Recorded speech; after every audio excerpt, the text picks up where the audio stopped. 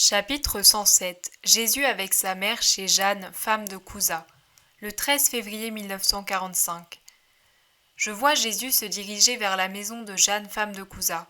Quand le portier reconnaît celui qui arrive, il pousse un tel cri de joie que toute la maison est en rumeur. Jésus entre, souriant, bénissant.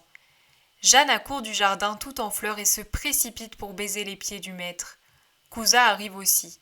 Il commence par s'incliner profondément, puis embrasse le bord du vêtement de Jésus.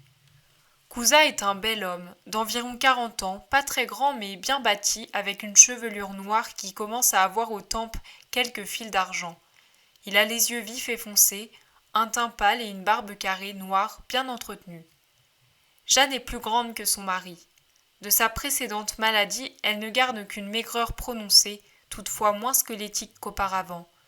On dirait un palmier élancé et flexible que termine une tête gracieuse aux yeux profonds, noirs et très doux, sa chevelure touffue, noirgée et soigneusement peignée.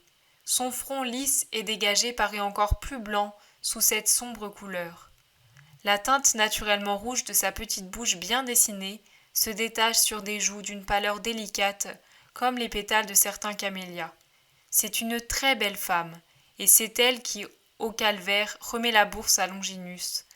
À ce moment-là, elle sera en larmes, bouleversée et toute voilée. Aujourd'hui, elle sourit, et elle a la tête découverte, mais c'est bien elle. « À quoi dois-je la joie de t'avoir pour hôte ?» demande Couza. « À mon besoin d'une halte pour attendre ma mère. Je viens de Nazareth, et je dois faire venir ma mère avec moi pour quelque temps. J'irai à Capharnaüm avec elle. »« Pourquoi pas chez moi ? Je n'en suis pas digne, mais... » dit Jeanne. « Tu en es bien digne, mais ma mère est accompagnée de sa belle-sœur, veuve depuis quelques jours. La maison est assez grande pour accueillir plus d'une personne. Tu m'as donné tant de joie qu'elle t'est entièrement ouverte. Ordonne, Seigneur, toi qui as éloigné la mort de cette demeure et lui as rendu ma rose fleurie et épanouie, » dit Couza pour appuyer la demande de sa femme. Il doit beaucoup l'aimer, je m'en rends compte à son regard. Je ne l'ordonne pas, mais j'accepte. Ma mère est fatiguée et a beaucoup souffert ces derniers temps. Elle craint pour moi et je veux lui montrer que certains m'aiment. Oh, alors amène-la ici. Je l'aimerai comme sa fille et sa servante, s'écrie Jeanne. Jésus accepte. Couza sort aussitôt pour donner des ordres en conséquence. La vision se dédouble. Jésus reste dans le splendide jardin de Couza, occupé à parler avec lui et sa femme. Pendant ce temps, je suis et vois l'arrivée du char confortable et rapide avec lequel Jonatas est allé chercher Marie à Nazareth. Naturellement, cet événement met la ville en émoi. Quand Marie et sa belle-sœur, saluées avec le respect dû à deux reines par Jonatas, montent sur le char après avoir confié les clés de la maison à Alphée, fils de Sarah, l'émoi augmente. Le char s'éloigne pendant qu'Alphée se venge de l'animosité affichée contre Jésus à la synagogue en disant « Les Samaritains sont meilleurs que nous. Vous voyez comment un serviteur d'Hérode respecte la mère de Jésus ? Mais nous, j'ai honte d'être nazaréen. » Il se produit une véritable rixe entre les deux partis. Il y en a qui abandonnent le parti hostile pour aller vers Alphée et lui poser 1000 questions. « Mais certainement, répond Alphée, hôte de la maison du procurateur, vous avez entendu ce qu'a dit son intendant ? Mon maître te supplie d'honorer sa maison.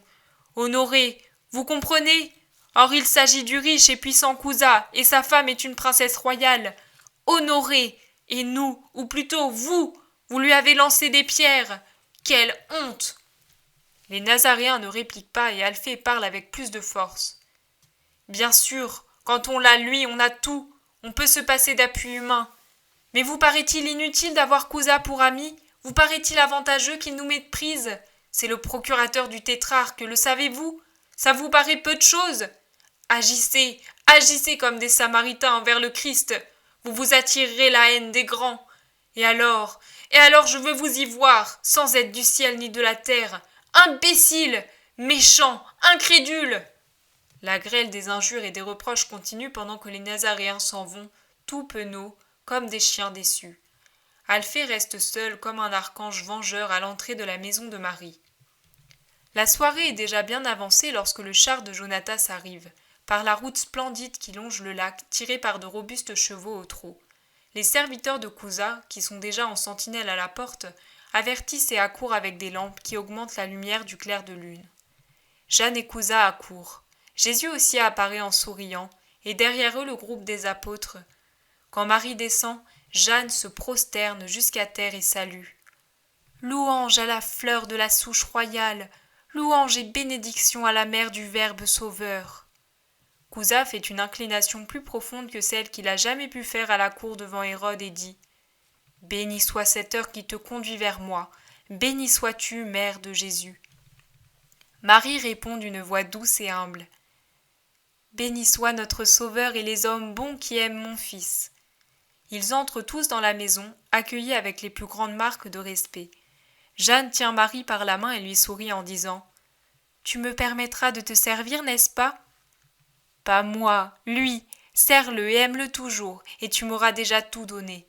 Le monde ne l'aime pas, c'est ma souffrance. » « Je le sais, pourquoi cette indifférence d'une partie du monde pendant que d'autres donneraient leur vie pour lui ?»« Parce qu'il est signe de contradiction pour beaucoup, parce qu'il est le feu qui purifie le métal, l'or se purifie.